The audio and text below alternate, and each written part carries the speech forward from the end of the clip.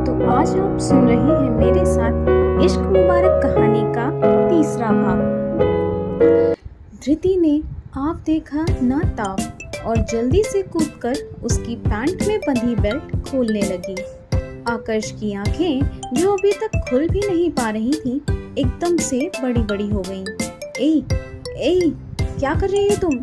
नशे में मेरा फायदा उठाना चाहती हो ताकि बाद में मुझे ब्लैकमेल कर सको?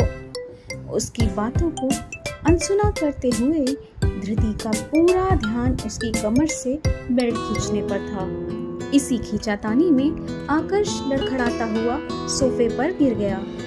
उसका चेहरा पहली बार धृति के इतना करीब था कि ना चाहते हुए भी आकर्ष की आंखें धृति की आंखों से टकरा गईं। 2 मिनट के लिए आकर्ष उसकी झिलमिलाती आंखों में घुसा गया, लेकिन धृति का पूरा ध्यान अपने मिशन पर था। कुछ ही देर में उसने आकर्ष की कमर से बेल्ट खींचकर सोफे की दरार में घुसेड़ दी और उसे देखकर जल्दी जल्दी अपनी पलकें झपकाने लग गई। आकर्ष को वक्त लग गया उसके जादू भरे काले नैनों की मायाजाल से मुक्त होने में। आप मुझे मारेंगे ना? नहीं तो क्यों? शराब क्यों पी फिर? ताकि उस दर्द को कम कर सकूं जो तुमसे जबरदस्ती शादी कराकर मेरे माँ बाप ने मुझे दिया है। आकर्ष की आंखों में आंसू आ गए। वो सोफे से उठा और बेड की तरफ लड़खड़ाते हुए बढ़ने लगा। उन्हें क्या लगता है तुमसे जबरदस्ती शादी करवाकर उन्होंने अपनी जिद पूरी कर ली? वो जीत गए? नहीं, मैं ऐसा होने ही नहीं दूंगा। मैं कभी तुम्हें अपनाऊंगा ही नहीं। अगर शादी कराना उनकी जिद थी तो ये मेरी जिद है, कहकर वो धड़ाम से बेड पर गिरा और सो गया। 3 दिन बाद पूरा परिवार शाम के फंक्शन के लिए तैयार हो रहा था। रक्षित और शोभा भी अपने कमरे में तैयार हो रहे थे। रक्षित ने शोभा से कहा, धृति के लिए कपड़े और ज्वेलरी वगैरह दे दी तुमने उसे? शोभा जो वार्डरोब से अपनी साड़ियां निकाल रही थी वो थोड़ा गंभीर हो गई। आपको लगता है आपका लाडला उसे अपने साथ ले जाएगा? शोभा की बात सुनकर रक्षित सर झुकाकर अपने बिस्तर पर बैठ गए। सच कहूँ कभी कभी लगता है अपनी जिद में उस बच्ची के साथ बहुत कुछ गलत कर डाला है मैंने। मुझे तो लगता था उसके व्यवहार से प्रभावित होकर आकर्ष एक न एक दिन उसे अपना ही लेगा। शोभा रक्षित के कंधे पर हाथ रखकर बैठ गई। नहीं रक्षित, आपने कुछ भी गलत नहीं किया।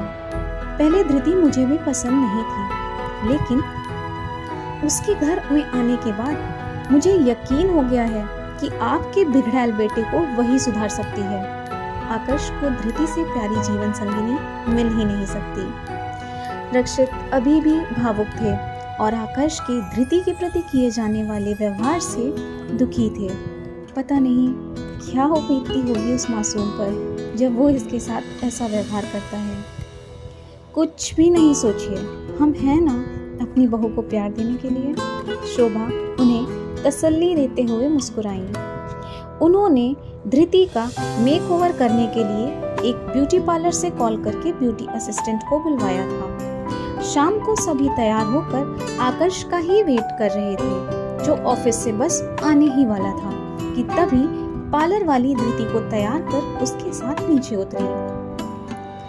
पर्पल और व्हाइट फूलों वाली ऑर्गेन्जा साड़ी में बालों का सिंपल सा जूड़ा बनाए धृति ने गले में अपनी सासू माँ का दिया हुआ पतला सा जड़ाऊ हीरे का हार पहना था। कानों में छोटे छोटे मैचिंग झुमके और हाथों में डायमंड के जड़ाऊ कंगन। चेहरे पर बहुत मामूली मेकअप था। मांग में हल्का सा सिंदूर और माथे पर चमकती पर्पल बिंदी। धृति अब सचमुच किसी सोसाइटी की वेल मेंटेन्ड हाउसवाइफ लग रही थी। उसे कोई भी देहाती नहीं कह सकता था, बशर्ते वह अपना मुंह ना खोले तो।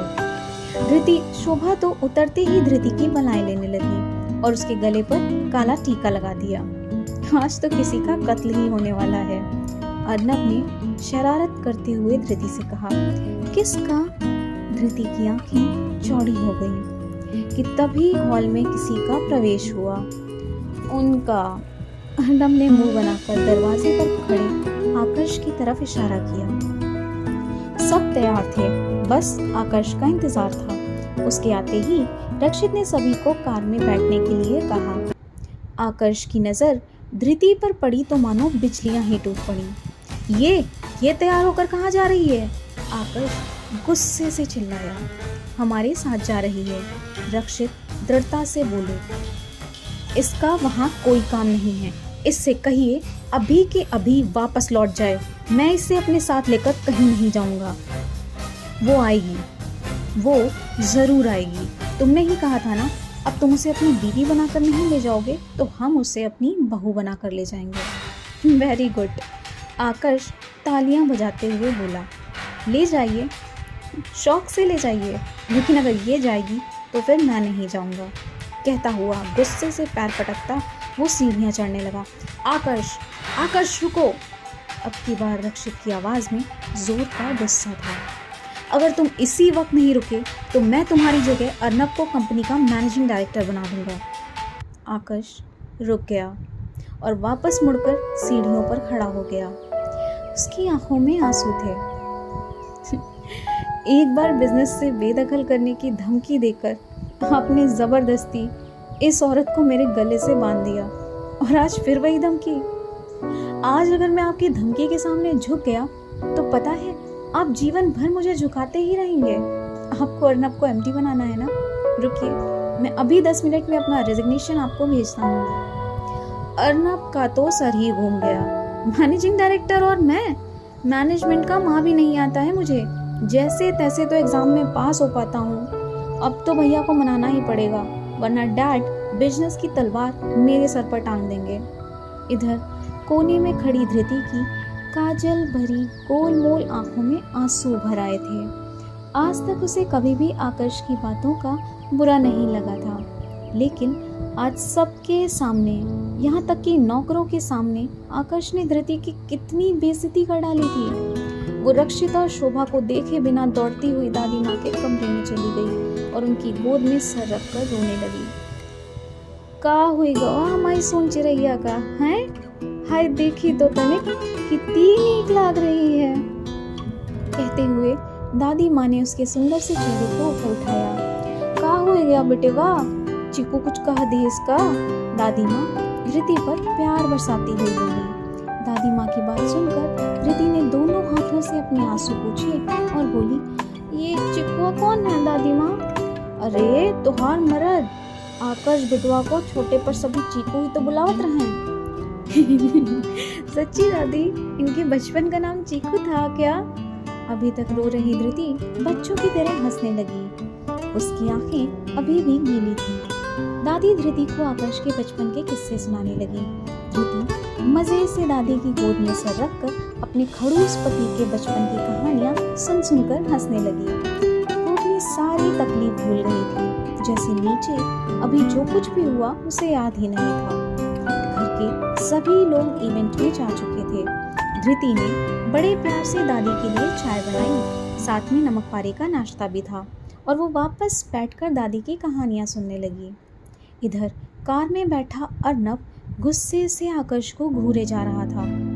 रक्षित और शोभा दूसरी कार में थे। आप धृति के साथ ऐसा क्यों करते हैं? इतनी भी बुरी नहीं है वो। अर्नब की बात सुनकर भी आकर्ष बिना जवाब दिए चुपचाप गाड़ी चलाता रहा। कुछ बोलेंगे?